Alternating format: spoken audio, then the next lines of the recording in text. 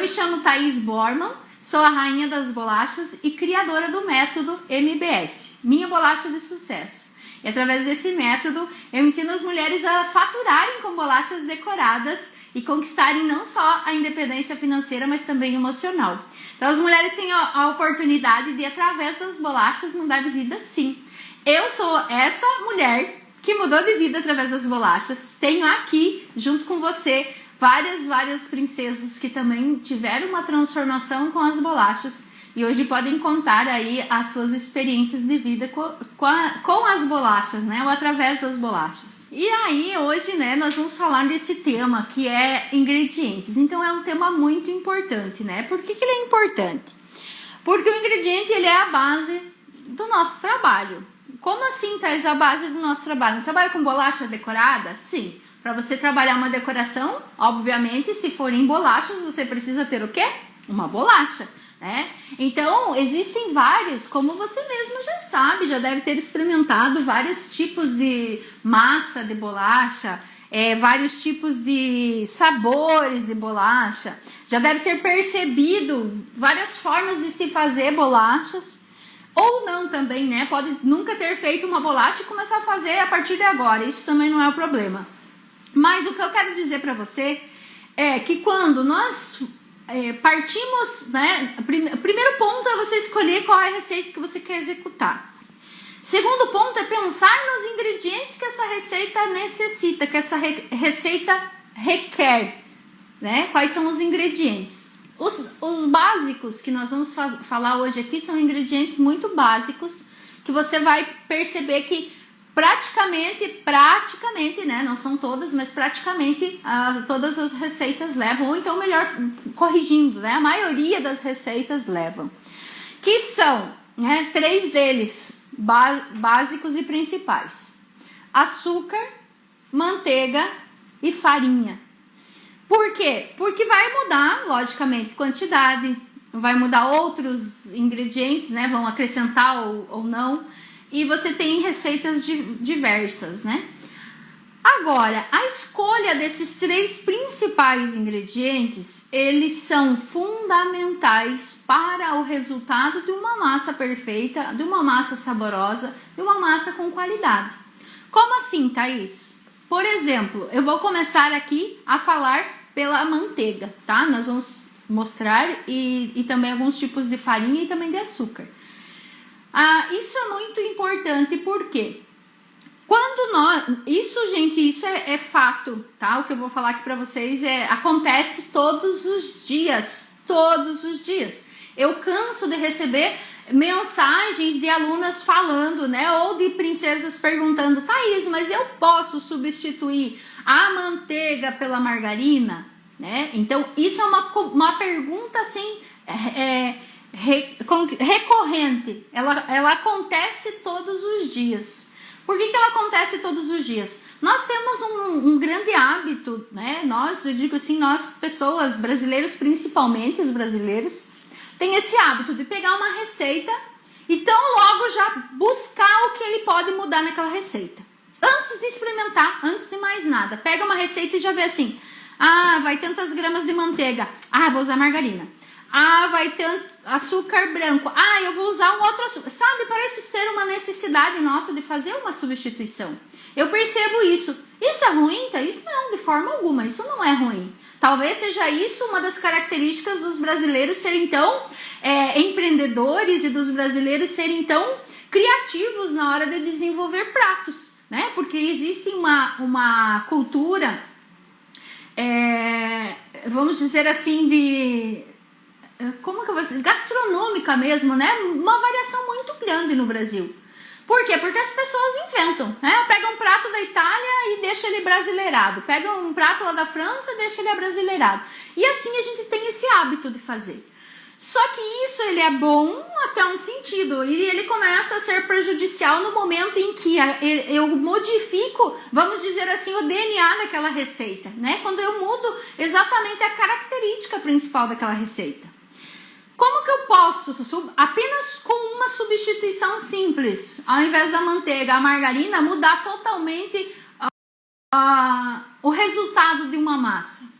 Bem, primeiro que existem características de massas, como eu vou falar, a manteigada, por exemplo. É uma massa onde a base já fala no nome dela, ela é uma receita amanteigada. Se ela é amanteigada, a base dela vem da manteiga. Para eu conseguir trabalhar com essa massa, eu necessito usar de fato a manteiga. Por quê? Para que ela tenha a mesma textura, para que eu consiga trabalhar com essa massa no corte, para que ela venha a ter aquela textura depois de assada, né? Existem vários fatores. Ah, Thaís, mas eu já fiz com margarina e deu certo. Então, ela dá certo até determinado ponto. Por quê? Uma coisa que é bem legal, o exemplo que eu gosto de dar é assim. Como é que eu sei que existe uma nota de R$100 falsa? Como é que eu sei? Bom, nem vou falar de 200 que até hoje eu não conheço, né? Diz que já tem. Eu nunca vi. Mas se eu ver uma nota de R$100 falsa, eu vou saber que ela é falsa? Sim ou não? Sim. Por quê? Porque eu conheço a verdadeira. Agora, eu nunca vi, né? Não peguei ainda na minha mão a de R$200. Se alguém me entregar uma de R$200, eu vou saber se ela é verdadeira ou falsa? Se ela for uma cópia muito perfeita, eu vou saber? Não. Por quê? Porque eu não tenho esse conhecimento do verdadeiro. Então, o que eu digo isso pra você? Por quê? Porque com a receita é a mesma coisa. Para perceber como é que você vai afinando o seu paladar para determinados sabores, vai afinando o seu cheiro, né? O seu olfato com determinados aromas. Como que isso acontece? Quando você vai treinando isso. Se eu tenho uma massa feita com margarina e eu tenho uma massa feita com manteiga e eu colocar uma comparação das duas, eu vou perceber diferenças incríveis. Eu vou perceber diferença no comportamento da massa, já desde o corte, tá? Desde a textura dela para cortar, que aqui é feita com manteiga, ela vai ser bem mais firminha. A da margarina não vai ficar firme. Usando as mesmas quantidades, tá? Porque aí tem, como eu falei, né? Adaptações e deixam de ser a mesma receita. Aí tem as gambiarras que a gente fala, né? Coloca mais farinha e daí ela fica mais dura, enfim. Mas tudo bem. Então eu vou perceber se eu usar manteiga e margarina nitidamente na textura da massa sem assar, na textura da massa após assada, na crocância, no sabor, no aroma, então na validade, todas essas características elas são alteradas. E por que isso, Thaís? Eu nem tirei antes do tempo da geladeira e eu vou tirar agora, porque senão ia amolecer, porque tá muito calor aqui, né? Então eu vou tirar a minha manteiga agora da geladeira pra gente ver isso daqui. Então assim, ó, o que eu tenho aqui? Dá pra ver aqui na bancada, cara? Então, ó, eu tenho aqui uma manteiga, eu uso assim, né? Manteiga colonial, elas são uma ótima qualidade e é manteiga mesmo. Então, ó, é uma manteiga, ela tá dura porque ela estava na geladeira, não estava no congelador. Ela está apenas resfriada e não congelada. Se eu deixar, ó, então ela é firme, ela é uma barra. Se eu jogar, parece um tijolo. Mesmo que ela seja industrializada, né? Eu tenho ela aqui, ó, também é dura, também é manteiga. Agora eu tenho aqui, tem muitas pessoas que acabam confundindo isso. Ó, se eu pegar aqui, ó, uma colherzinha de pau, né? Ó, ela é dura. Acredito que todo mundo já fez o teste aí da manteiga dura. Ai, quero passar manteiga no pão. Ai, quem que não tirou manteiga antes da geladeira, né? Fica aquela briga, né? Essa aqui é a mesma coisa, ó. Não vou tirar a embalagem, mas ela é firme. Agora eu venho aqui. E aqui tá um segredo também, ou uma dica, melhor dizendo, para as pessoas que às vezes, na hora da correria, vão lá na prateleira e acabam pegando a primeira coisa que vê com um nome parecido, né? Ou similar. Olha só, se eu olhar assim rapidamente, eu vou olhar aqui. Ah, nossa, uma manteiga, né? Tá escrito aqui, ó, manteiga. Mais pequenininho tá escrito sabor manteiga. Então depois que a gente coloca óculos, parece as letrinhas miúdas aparecem, né? Então, às vezes, até tem isso também. Não estava usando óculos, alguma coisa, e olhou lá, a letra tá grande, tá enxergando manteiga, vai lá e pega. Só que não é manteiga, é margarina.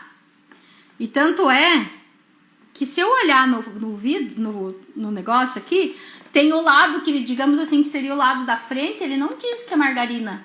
Olha, diz com sal, supreme, nova receita, delícia, que é a marca Sabor Manteiga. Do outro lado diz margarina, numa letra garrafal que dificulta a minha visualização. Eu vou ler muito mais fácil manteiga do que margarina. Você consegue perceber? Margarina nem dá para ler direito, mas manteiga eu leio. Isso já é uma estratégia, logicamente, de venda, uma estratégia, né, do fabricante. Mas até aí tudo ok. Não tem problema com isso e não tem problema nenhum com a margarina, tá? O meu problema é só com o resultado que ela traz para minha massa. Então, na hora de eu comprar, ela estava ao mesmo tempo ali na minha geladeira, ó. Até tá vendo como ela é molinha, ó? Eu consigo facilmente mexer com ela. Então, aí tá um grande, né, segredo aí para você ter sucesso na tua massa. E é não usar substituição, principalmente das massas que usam a manteiga, tá? Primeiro fator. Até eu esqueci, nós podíamos colocar o Felipe aqui, né? Eu vou pegar ele ali. Eu pego aqui, tá? Ele tá ali do ladinho. Para eu escrever aqui para elas, fica mais fácil. Eu pego. Obrigada. Não sabia, acho que tinha uma página só na manteiga, lembra? Mas acho que eu já vou escrever tudo.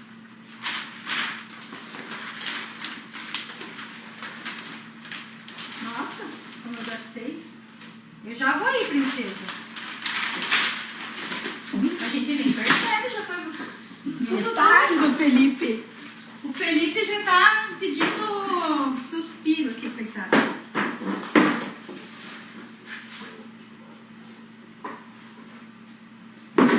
Será que pega aqui? Pega. Então aqui. Manteiga.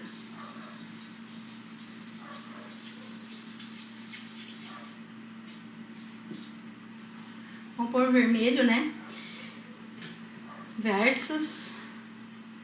Ixi, uma canetinha vermelha.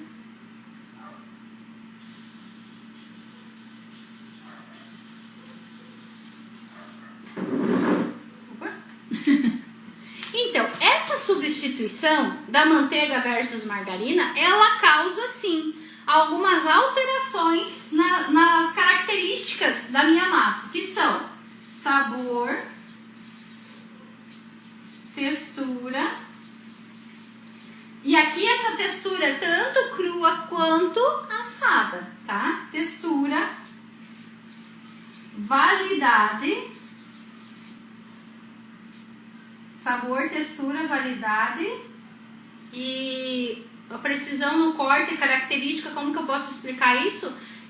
Formato, característica de formato. Formato. Não sei se seria formato a palavra ideal, mas assim, quando eu corto uma massa amanteigada que é verdadeira, que vai manteiga, eu tenho um corte preciso. Quando eu corto uma massa que usa margarina, a massa automaticamente vai ficar mais amolecida, então eu não tenho um corte preciso, né? Então, assim, opa! Tomara que elas tenham escutado. Eu escuto. Estou mandando coração. Então, assim, o que acontece, né? Primeiro fato é, se na receita vai manteiga e não vai margarina, se vocês forem analisar, gente, a margarina nem devia estar na receita, né? Vai ser difícil você achar uma receita que vá margarina. E se você encontrar uma receita que for margarina, pode ter certeza que essa receita já foi alterada, tá? Por quê? A gente vem, né? Eu venho, pelo menos, de uma cultura que se fazia muita bolacha lá atrás, na cultura, na tradição alemã e tal, mas não se usava nunca manteiga. Misturava manteiga e gordura de porco, né? Que é a banha do porco. Aí sim, tudo bem. Agora, ela tem uma característica diferente, ela não é margarina. Então, isso que a gente precisa só entender. Porque muitas pessoas falam assim, mas é que a receita fica cara porque usa a manteiga. Ou assim, eu quero fazer, a minha manteiga tá congelada e eu preciso fazer agora. E acaba fazendo essas substituições sem entender o que muda. Então, assim, o seu cliente, quando ele compra a sua bolacha, ele não quer comprar uma vez com manteiga e uma vez com margarina. Ele quer comprar a mesma bolacha, com o mesmo sabor, com a mesma crocância, com o mesmo tudo, né? Então, você precisa saber que a escolha dos ingredientes, ou pior, a substituição deles interfere no padrão das suas bolachas, tá? E isso é uma coisa muito séria, porque tem pessoas que fazem. Acabou essa marca, vou pegar aquela outra marca mesmo. Agora nós vamos falar um pouco do açúcar. Não tem problema, né? Vai o açúcar cristal mesmo. Então, tem diferença? Tem diferença. Todos eles, cada um com a sua característica. Eu usei a manteiga porque estava corrido aqui, eu peguei manteiga mesmo, ou que estava mais barato, promoção no mercado. E ainda pior, né, gente? Pior do que a margarina é aquela gordura vegetal, né? A margarina culinária. Margarina culinária e gordura vegetal é a mesma coisa, né? Então, assim, é uma gordura de gosto de sebo, né? Eu sempre lembro a gordura vegetal, eu lembro dos chocolatinhos de guarda-chuvinha. Não sei se você é dessa época, mas quando eu era criança, eu ganhava de Natal, normalmente era aqueles docinhos, né? De guarda-chuvinha, assim, que era um chocolatinho em formato de guarda-chuva, que você comia e ficava mais meia hora tentando tirar o residual do céu da boca, né? E do meio dos dentes. Então, a gordura vegetal, ela é isso, né? Você vai colocar isso na sua bolacha. Então, a pessoa come a bolacha, aquilo vai ficar sempre um residual. A manteiga não, a manteiga ela é de origem animal e o nosso organismo entende, o nosso organismo processa, né? Já diferente da manteiga, da margarina, né? A manteiga o nosso organismo processa porque ele vem de origem animal. Já diferente da margarina ou de qualquer outra gordura dessas culinárias ou hidrogenada, enfim. Certo? Ok, Karen? Você que tá de bastidores aí? Estou dos bastidores, tem muitos corações por aqui. Então, logo nós vamos ver as perguntas. Então agora nós vamos falar do segundo ingrediente dos principais, que é o açúcar, tá? Ou tipos de açúcar. Então aqui, o que eu vou até colocar nas travessinhas aqui transparentes, pra gente ver algumas características que mudam muito. Porque assim, né? Eu já morei, a época que eu morei na Suíça, que eu morei fora do Brasil, eu fiquei lá 1 ano e naquela época não tinha acesso a muito açúcar refinado. Era açúcar cristal, né? Então, quando ia fazer alguma receita, algum bolo, a gente sempre precisava processar ele antes, bater no liquidificador. E ele dá pra usar, por quê? Eu já vou ensinar aqui pra vocês. Esse daqui é mascavo. O mascavo dessa vez tá bem clarinho, né? Quase parece um demerara.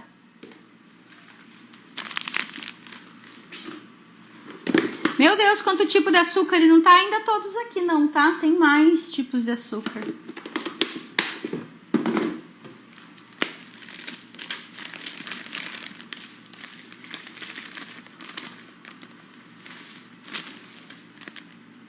E por que eu vou falar sobre açúcar? Hoje teve uma princesa que me mandou um WhatsApp dizendo que o glacê não tava dando certo, não tava dando certo. E no fim ela, Karen, meu Deus, apaguei tudo porque eu tava fazendo açúcar de confeiteiro, açúcar glaçúcar batendo no lugar do glacê real. Mas eu já fiz isso. Eu falei, a Thaís também já fez. A embalagem é muito parecida. Às vezes você pega até a textura, tudo é parecida, né, Thaís? Eu, claro que eu não sei saber isso, mas vocês sabem que é parecido, né? Isso muito semelhante. Muda as marcas, elas... Você identifica a marca, mas não identifica muito o produto. A não ser que você já, né, tá careca de comprar. Agora vai lá pela primeira vez, você olha assim, às vezes tá na pressa, né? Então aqui... Ó, na ordem aqui, eu estou com 5 açúcar. E tem mais, né? Lógico que tem mais. Não estão todos aqui. Primeiro aqui, ó. Açúcar. Eu tenho aqui açúcar. Me deu um branco aqui. O açúcar de rapadura. Mascavo. O açúcar mascavo, ele vem aqui. É o primeiro processo de açúcar da cana, a base desses açúcares aqui, a maior parte dos nossos açúcares vem da cana de açúcar. Por que a maior parte deles? Porque tem outros tipos de açúcar. Tem açúcar de palma, tem açúcar de beterraba, tem açúcar de coco, tem um monte de outros açúcares, né? Mas enfim, o mais conhecido, mais fácil de encontrar são os açúcares derivados da cana de açúcar. Tirado, extraído o suco da cana, ele é fervido, né? Apurado, até o ponto depois dele secar, né? No processamento lá que eles fazem, e virar esse açuquinho aqui. Que nada mais é, para quem não conhece o açúcar mascavo, ele nada mais é do que uma rapadura ralada. Mesma coisa, ele tem gosto de rapadura, né? Quem já experimentou. É muito gostoso, dá vontade de comer assim de colher. Então, se esse é a base do meu açúcar, dele saem os outros, por que eu não posso usar ele? Porque aqui eu estou com o açúcar completo. Ele não passou por processamento industrial, ele não passou por processo químico, ele não foi adicionado nenhum produto para fazer clareamento, nada. Ele simplesmente é natural. Sendo natural, ele traz muito forte o sabor da cana-de-açúcar. Para quem já experimentou, sabe o gosto da cana-de-açúcar. Se você não experimentou, come açúcar mascavo que você vai estar sabendo qual é o gosto da cana-de-açúcar. Então você tem ele aqui. E o que isso altera se eu substituir o açúcar que diz lá, açúcar refinado, açúcar não sei o que, açúcar, por um açúcar mascavo? Primeiro ponto que altera é o sabor da tua receita. Porque ele tem gosto de cana-de-açúcar, de melado, né? De derivado da cana do açúcar. Então vai mudar, sim, o sabor da sua receita. Fora isso, Thais, ele adoça. Então ele adoça e dá sabor. Mas uma coisa que eu preciso saber do açúcar e sua importância nas receitas é que o açúcar, ele não serve só para adoçar. Ele serve também como espessante, estabilizante e ele é conservante também. Nossa, Thais, tudo isso eu não sabia. Pois é. Quando você vai fazer não sei se você já fez, né? Nós já fizemos juntas geleia aqui para fazer recheio de bolacha. E minha mãe fazia muita compota, muita geleia. Tinha pé de pera lá e caía tudo numa vez só. E o que fazer com tanta fruta, né? Estragava, então fazia o quê? Fazia compota. O que é fazer compota? É cozinhar a fruta no açúcar, em uma proporção maior de açúcar, para que ela venha se conservar em um determinado período. Então nós fazíamos, né? Minha mãe fazia compota, fechava no vidro e ficava há 1 ano. Então se tinha doce para passar no pão ou doce para comer de sobremesa, para o ano inteiro, até a próxima safra. Era assim que funcionava. Isso fazendo o quê? Com açúcar. Então, o que conservava a fruta no processo de cozimento era o açúcar. E o que deixa a calda grossa, espessa? Você já fez calda de alguma coisa? O que é uma calda? Açúcar e água, ferver até ficar grossa. Então, o açúcar, ele tem esse papel na nossa receita. Então, ele não serve só para adoçar. Ele serve também para conservar, também para espessar a nossa receita.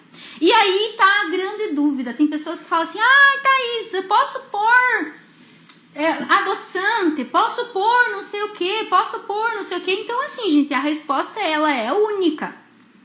Você pode tudo. Pode tudo? Claro que pode. Só que uma vez que você faz uma alteração, já não é a mesma receita. Uma vez que você faz uma quantidade... quanto então, Thaís, que eu vou substituir? Aí já é outra conversa. Por quê? Porque, né, gente, existem milhares de milhões de receitas. Não existe como a gente acessar e saber a substituição para tudo. Não tem. Você precisa fazer o quê? Testes. Aí vem, olha, eu testei essa substituição, deu certo. Se você fez uma vez, deu certo, você precisa, no mínimo, fazer mais 2 vezes para ver se realmente aquilo que você fez está certo. Né? Você tem que repetir o processo. Toda vez que o processo der o mesmo resultado, ok, aprovou. Então, não é tão simples assim, posso substituir por um adoçante. Dependendo da receita, a resposta é sim, né? Dependendo da receita, a resposta precisa tentar, tá? Então, isso é importante vocês saberem. Ok, Thaís, passou o açúcar mascavo, que ele não tem adição de nada, ele é natural, ele é saboroso, ele dá sabor na minha receita e eu já sei que eu posso usar, mas característica dele é cana-de-açúcar, né? Não vou usar, por exemplo, uma receita, uma massa de baunilha e eu vou colocar açúcar mascavo. Vai brigar o gosto, né? O gosto da baunilha vai brigar com o açúcar mascavo, não tem nada a ver. Agora, eu quero fazer, sei lá, uma massa especial e colocar castanhas e não sei o que, posso usar? Pode, né? Agora, o próximo açúcar que vem, um depois, né? Então, esse daqui, ele foi lá para a fábrica, recebeu um processo químico, então ele levou algum processamento de refinamento e sobrou o que? O açúcar cristal. O açúcar cristal, eu ainda, digamos assim, de todos é o menos pior, né? Por quê? Porque ele ainda tem algumas propriedades minerais aqui dentro e não recebeu assim tanta química. Ele recebeu um pouco sim, para tirar esse gosto que tem da cana-de-açúcar. E aí eles falam que é para dar sabor no açúcar, né? Na verdade, eles tiram o sabor do açúcar. Então, nós temos o quê? O açúcar cristal. Thaís, eu posso usar açúcar cristal nas minhas receitas? Em grande parte delas, sim. E em muitas delas é preciso fazer o quê? Como eu disse, triturar no liquidificador, no processador, antes passar na peneira e usar a parte mais fina. Por quê? Por quê? Qual é a principal característica que eu vejo num açúcar cristal? A principal característica é os grânulos do açúcar. Por isso se chama cristal, porque eu percebo os cristais de açúcar visivelmente. São cristais grandes. Então, se eu faço uma massa e uso assim, o açúcar nesse jeito, o açúcar cristal, quando eu assar essa massa, eu vou perceber que ela vai ficar continuando com esses cristais de açúcar. Eles não vão se dissolver tão cedo, tão logo e talvez não se dissolvam. Pausa para a foto.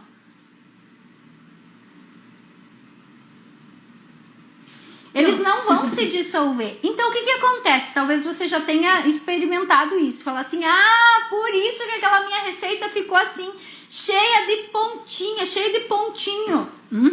Porque o açúcar tinha grânulos, tinha cristais muito grandes, né? Não que tinha. Aí você moe ele e ele vai vir aqui pro refinado. Por que daí ele diz o nome refinado? Porque ele pegou o cristal, então perceba que vai vindo etapas, né?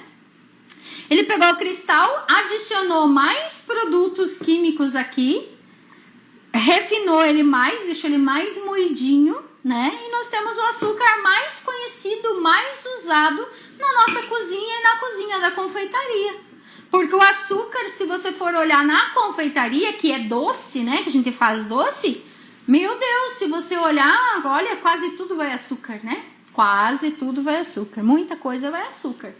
E é mais comum esse açúcar refinado que a gente mais usa, digamos, né, como base para as nossas receitas, seja bolos, pães doces, bolachas, enfim. O açúcar refinado. Até aí tudo bem, né, Thaís? Tudo tranquilo. Espero que sim.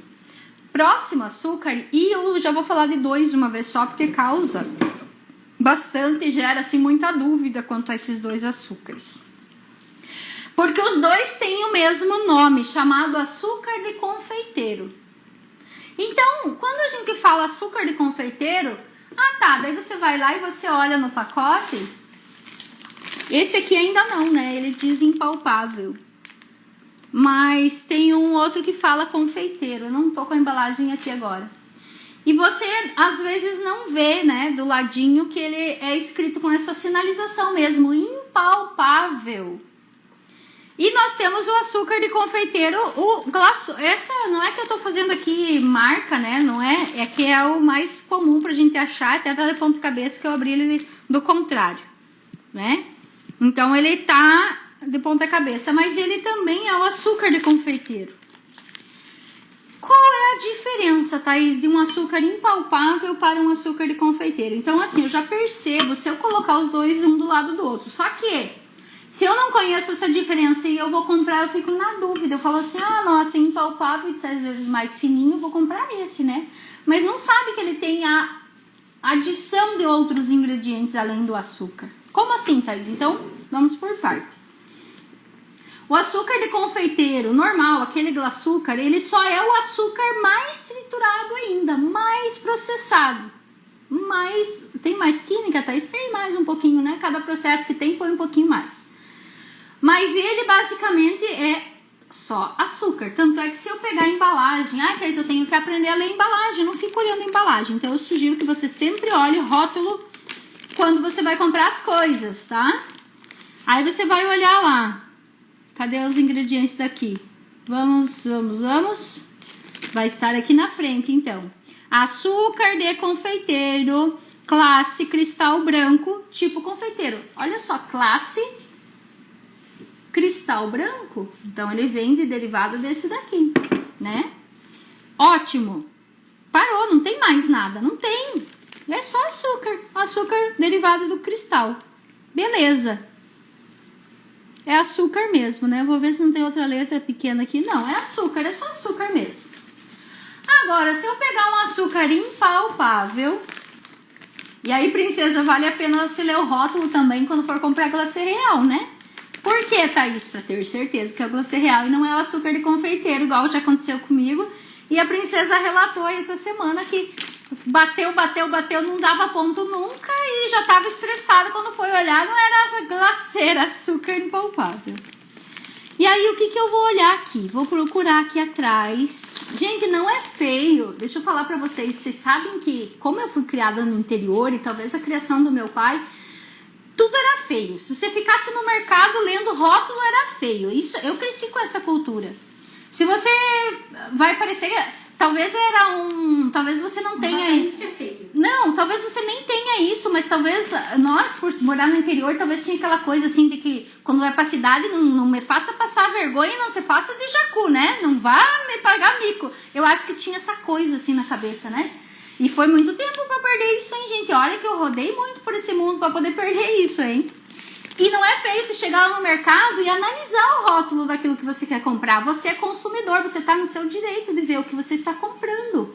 Você não tem a obrigação de conhecer tudo. Porque hoje, quando você vai, cada dia que você vai no mercado, tem um rótulo diferente, tem uma marca diferente, tem um produto. O produto é o mesmo, só que é embalagem diferente. Então, você precisa, sim, conhecer as informações. E aí, você vai lá e você procura onde que tá os ingredientes desse negócio aqui. Né? Aí você procura, cadê? Ingredientes: açúcar e amido de milho. Amido de milho é maisena. É maisena. Então ele tem uma mistura desses dois e são os principais ingredientes dele. Por quê? Quando você lê um rótulo, o primeiro ingrediente que consta é o que tem maior volume. O segundo maior volume é o segundo e assim por diante. Então, significa que ele tem uma base, digamos, acima de 50% de açúcar e uma proporção, sei lá quanto eu, de amido. Por quê? Porque não ainda além tem outros produtos químicos, né, que diz lá na embalagem. Isso altera o que, Thaís? O que muda? Muda que se eu usar esse açúcar impalpável que vai amido de milho na minha receita, eu vou estar adicionando um ingrediente que aquela minha receita não precisa. Como assim? Mas vai fazer mal? Dependendo da receita que você vai fazer muito mal. Por quê? O amido de milho ele tem uma característica diferente. Se eu pegar uma bolacha feita de amido e uma bolacha feita de farinha, é diferente? Uma tem característica de sequilho e outra tem característica de bolacha. Né? Para mim, bolacha e sequilho são coisas diferentes. Ou biscoito e sequilho são duas coisas diferentes. Elas têm crocância diferente, ela tem textura diferente, ela tem tudo diferente, né? Para você trabalhar a massa é diferente. Então, isso é importantíssimo eu saber. Então, significa que não é assim para eu simplesmente ir substituindo. Eu preciso sim olhar a receita com amor, ver o que está pedindo, separar os ingredientes e usar os ingredientes corretos. Se for fazer uma substituição, pode, desde que você já saiba por que você está fazendo substituição. E você conheça a importância de cada um deles. Thaís, então é por isso, porque o açúcar, ele é espessante, então por isso que eu fico batendo ele com a manteiga e ele cresce e vira aquele creme bonito, isso mesmo, né? Porque quando eu bato ele com a manteiga, ele vai crescendo, dobra de volume, não é assim? Né? Puxa, eu não sabia que o açúcar que fazia isso. Agora você sabe, viu só como é importante? Então, isso aqui ok, né? Vamos para a farinha. É porque o nosso tempo é curto e o tempo urge, né? Meu Deus, já é 8. Corre, né, esse tempo. Meu Deus. Deixa eu pegar uma tábua aqui. Essas tábuas de 200 quilos aqui que meu marido tem. Tábua de vidro, essa tábua de madeira. Essa tábua de madeira, não é tábua de vidro. É que a tábua de vidro não aparece daí a cor da farinha. Então aqui eu vou falar pra vocês agora de farinha. De trigo, né? Porque tem tanta farinha, tem farinha de milho, tem farinha de mandioca, tem farinha de um monte de coisa. Mas a farinha de milho, a farinha de trigo é uma farinha também super usada na maior parte das nossas receitas. Ela exige a farinha de trigo. Bem, primeiro passo. Thaís, a minha massa ficou meio dura. O que será que aconteceu? Thaís, a minha massa ficou meio pururuca. Parece que, sei lá, fritou a massa ao invés de assar. O que será que aconteceu? Thaís, a minha bolacha ficou cheia de bolhas. Thaís, o corte da minha bolacha ficou tudo arrepiado. Thaís, a minha massa ficou folhada. Ficou despedaçando, parecia que era camadas. Que mais? Nossa, tanta coisa que tem, vou falando as que eu mais lembro que relatam, né? Então isso acontece, gente, quando nós usamos a farinha. Agora, o que é importante eu falar aqui sobre a farinha? Quando acontece a farinha errada, né? Que trazem de relatos essas questões, porque não conhecem como usar a farinha ou discernir qual farinha de qual farinha, né? Farinha de trigo. E dá pra substituir alguma farinha por outra farinha ou não? Tudo bem que vai mudar o sabor da bolacha, mas pode? Como assim? Tipo assim, eu quero usar farinha de amêndoas. Tem tanto tipo de farinha, meu Deus. Quero usar farinha de, sei lá. Sim, as substituições, né? Então aqui, para nós entender um pouquinho mais, só para antes de mostrar as farinhas e das substituições que a Karen falou. A farinha de trigo no Brasil, isso daqui é bem bacana, até porque tem uma princesa que tá em Portugal e daí ela falou assim, por isso que eu não tô acertando minha receita. Sério? Da nossa última aula. Porque o que acontece? No Brasil nós temos 3 tipos de farinha que encontramos no mercado. Existe o tipo aqui, tipo especial é tipo 1. Tá? Tipo 1. Aqui existe igual, como que diz, cabeça de bacalhau, que todo mundo sabe que existe, mas ninguém vê, ninguém nunca conhece. Eu nunca vi cabeça de bacalhau. É a farinha tipo 2, que ela é específica para bolachas e biscoitos, mas ela é integralmente vendida e comercializada apenas para as fábricas de bolachas e biscoitos grandes. Nós não encontramos, tá? Então pode esquecer. Então nós vamos encontrar 3 tipos de farinhas no Brasil. A farinha integral, que é o quê? Quanto menos ela processada, menos ela descascada.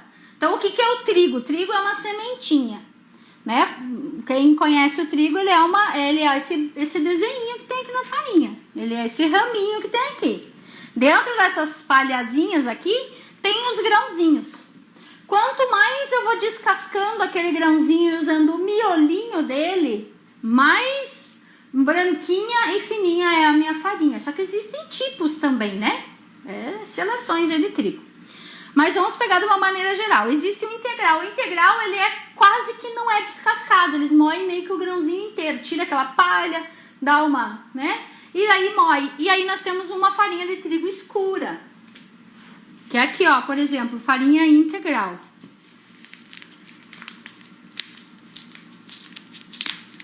Ela é usada para quê? Para massas rústicas. Massa rústica é o quê, Thaís? É uma massa que você faz integral, uma massa pesada, né?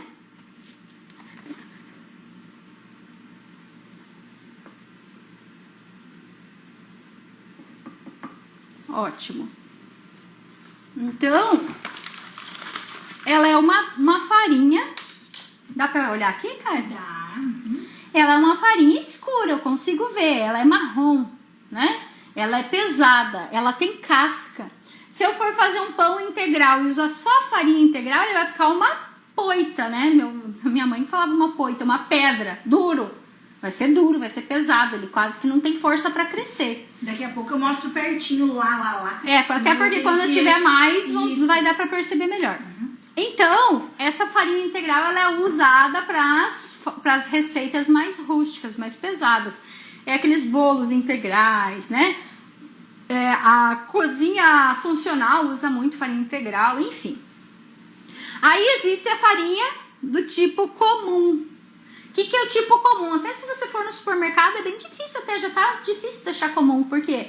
Porque o consumo da farinha especial, nós ficamos mais exigentes. Nós, de uma maneira geral, o consumidor brasileiro não quer qualquer farinha, quer fazer o pão em casa com uma farinha boa. Então, se você for, pelo menos eu percebi isso aqui. Eu vou nos supermercados, eu fui até procurar uma farinha tipo comum, é difícil, você não encontra mais. Porque já não tem mais saída. Tem saída da integral e tem saída da especial. Da comum já ninguém mais está querendo comprar. Então você já não está tendo tão fácil encontrar no supermercado.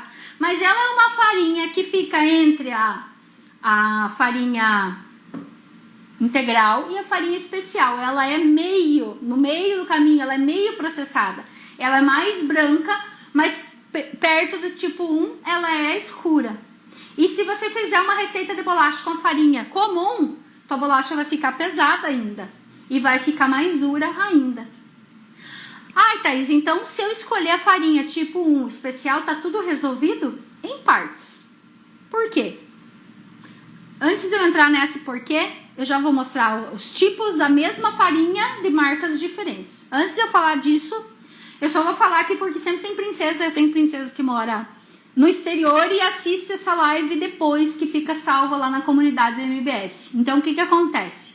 Em outros países, essa classificação muda e ela traz números, né? Então, você vai ver, por exemplo, farinha tipo 0, 0, 0, 0. Esse daqui, por exemplo, as farinhas argentinas. 4, 0. Lá em Portugal é número, ou na Itália, agora não me lembro mais, mas tipo farinha 60, 65, 45. Quanto menor, e isso é padrão, quanto menor o número, melhor é o uso para a confeitaria. Quanto menor o número, então aqui o tipo 2 a gente não encontra, aqui o tipo 3 é integral tipo 4. O tipo 2 a gente não encontra no mercado. E aí nós não temos farinha tipo 0. Quem trabalha com farinha sabe que da farinha tipo 0, que é aquela argentina, a gente encontra na Argentina, né? Que é mais fininha, mais branquinha que a nossa. Então tô lá em Portugal, 45, 55, 65, não sei o que, 95. Aumenta o número, a farinha é mais rústica. Diminui o número, ela é mais fininha, mais branquinha, tá? Então essa é a lógica das farinhas. Certo, feito dito isso, então significa que se eu escolher especial tipo 1, tá tudo certo, minha bolacha vai ficar maravilhosa, Thaís. E a resposta é não. Por quê? Então olha só, para vocês terem uma ideia, nós temos algumas marcas que eu encontro na minha região. Muda a região, muda as marcas, tá, gente? Não, tem farinha de trigo que vocês usam e que são ótimas e que eu não conheço. Assim como tem farinhas que eu já usei, que são excelentes e não tem na minha cidade, tá? Certo?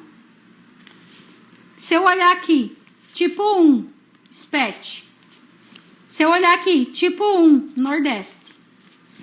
Se eu olhar aqui, ó, tipo 1, Orquídea. Coamo, tipo 1 aqui embaixo. Sempre em algum lugar da embalagem ela diz o tipo que é, tipo 1. Todas que são especiais são tipo 1. Então, tanto faz ser especial ou ser tipo 1. Agora, o que muda, Thaís? Muda muita coisa. Eu vou abrir todos esses pacotes e nenhuma farinha vai ser igual a outra. Vai ter uma que vai ser mais fininha, mais branquinha do que a outra. Isso é fato.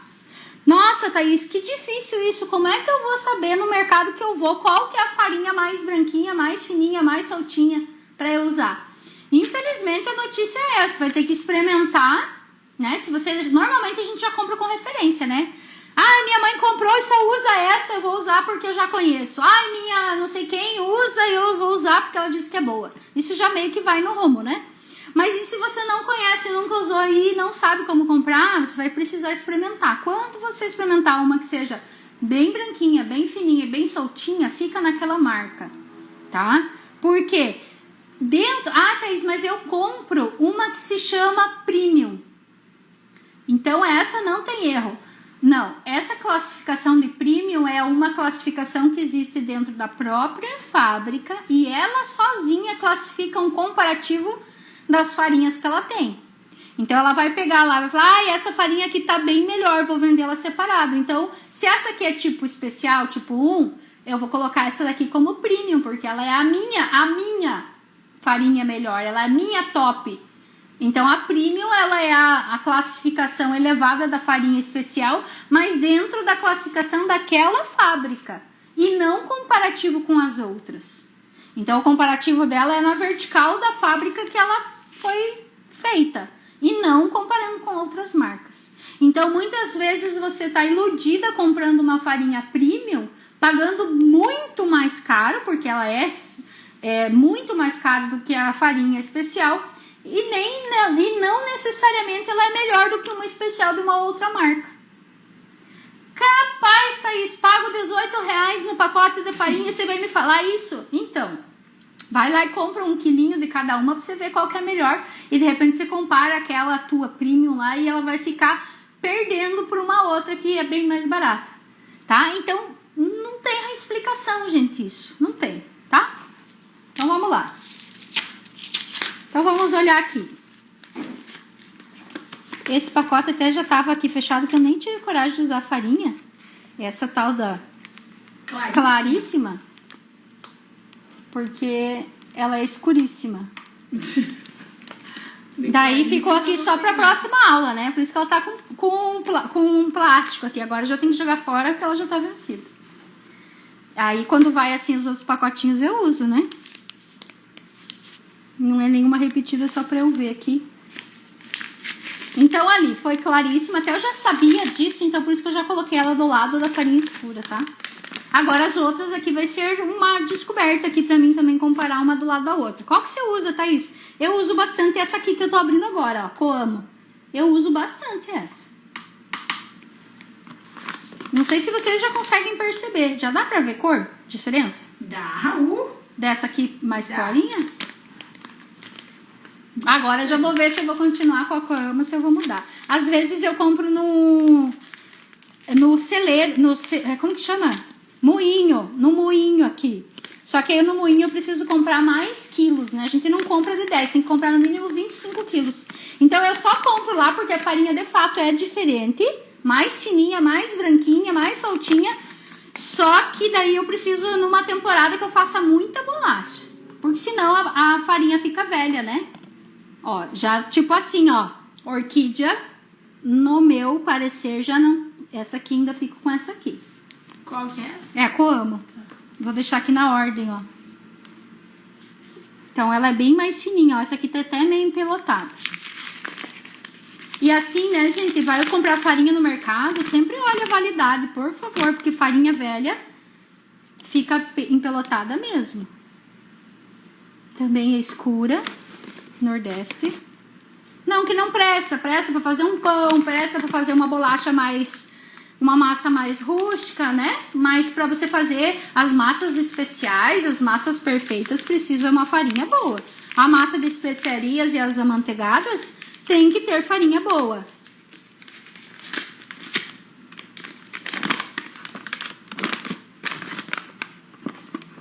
E que nem eu falei, né? Tem marcas que não chegam aqui pra nós. Eu encontro, por exemplo, em Curitiba, eu encontro a Venturelli.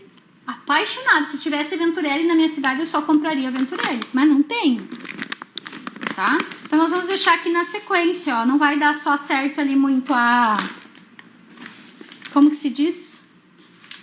A linhagem ali delas.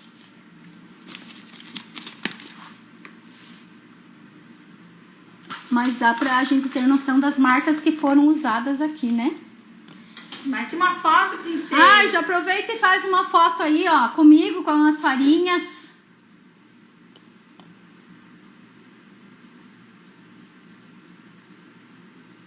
Foi? Foi, eu tô ajustando aqui pra aparecer tudo.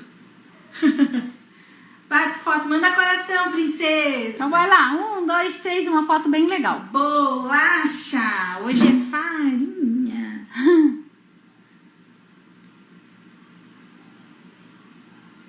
Tá, então visto aqui, né?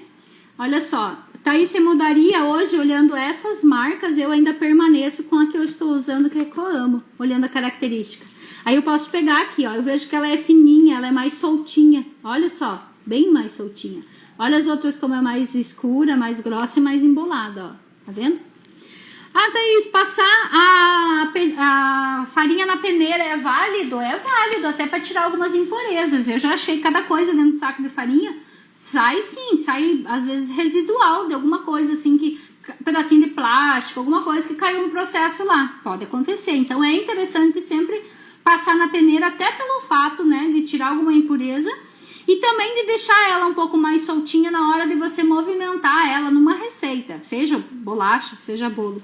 Mas olhando características aqui, eu percebo visualmente que aqui, das que eu uso, ainda permaneço com a tradicional aqui, com a Coamo, que é essa daqui, ó.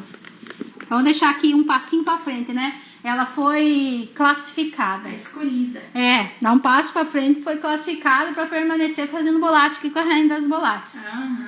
As outras, infelizmente, vão fazer pão, vão fazer outras coisas que dá pra fazer, né? Não significa que não dá pra usar. Dá pra usar. Mas dá diferença sim na massa, no resultado, na textura, no tudo, tá, gente? No tudo. Então é importante isso a gente vai conhecendo usando. Eu já comprei muita farinha ruim, muita farinha ruim.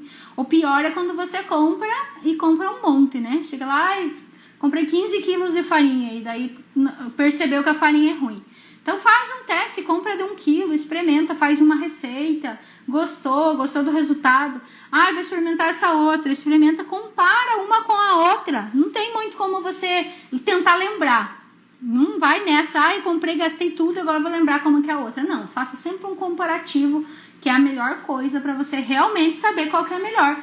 Qual que é a melhor? Mais branquinha, mais fininha e mais soltinha. Um beijo grande e até amanhã, princesas. Tchau!